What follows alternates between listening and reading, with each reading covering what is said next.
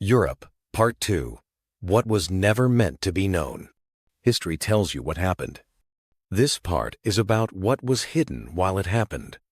Because alongside Europe's wars, borders, and empires, another story unfolded in silence. A story that was never written for the public, not because it was unimportant, but because it was too powerful. To understand this, you must first accept one uncomfortable idea. Europe did not only grow through conquest and progress, it also grew through suppression. From the very beginning, knowledge was controlled. Long before Christianity, long before Rome, there were belief systems that did not rely on gods in the sky, but on cycles, stars, earth energies, and human consciousness. These systems did not disappear. They were absorbed, renamed, and buried. When Christianity spread across Europe, it did not erase pagan traditions overnight. It repackaged them. Sacred dates became holy days. Ancient temples became churches. Symbols were not destroyed. They were rebranded.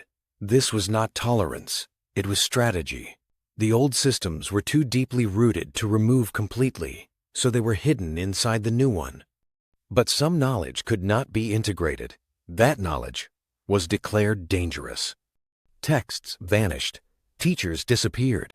Entire philosophies were labeled heresy. Europe learned early that truth survives best when disguised. During the Middle Ages, while most people believed knowledge was lost, it was actually being filtered.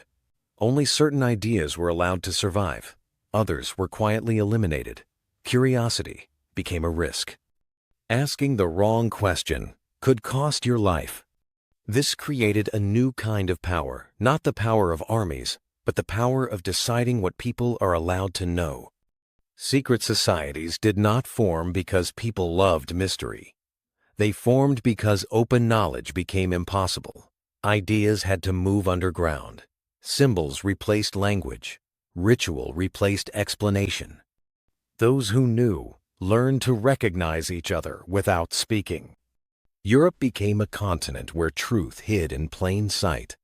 Cathedrals were built not only as places of worship, but as coded structures.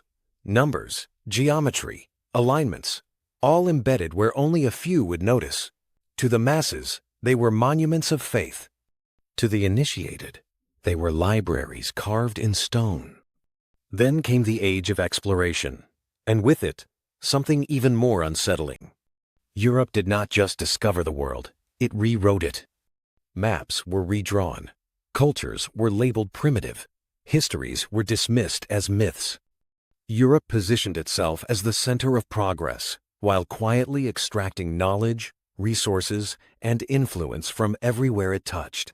What did not fit the narrative of superiority was erased. This pattern repeated internally. Revolutions promised freedom, but replaced old elites with new ones. Industrialization brought wealth, but also dependency. People gained rights, but lost autonomy. Power moved away from crowns and into systems that were harder to see, harder to fight, and almost impossible to escape. By the 20th century, Europe learned a new lesson. Control works best when people believe they are free.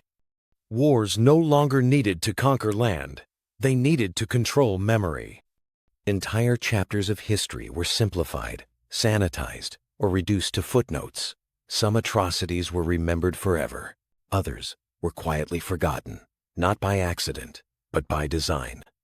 Because collective memory is dangerous when it becomes too complete. After the Second World War, Europe rebuilt itself on cooperation and unity. On the surface, it looked like progress. And in many ways, it was. But beneath that unity was something new. Power without a face. Decisions moved away from visible rulers and into institutions, agreements, economic structures, and legal language no one reads. Influence became invisible. Responsibility became abstract. Control no longer needed secrecy, it needed complexity. And this is where the deepest mystery begins. What if Europe's greatest secret is not ancient orders or lost civilizations, but the way reality itself is managed?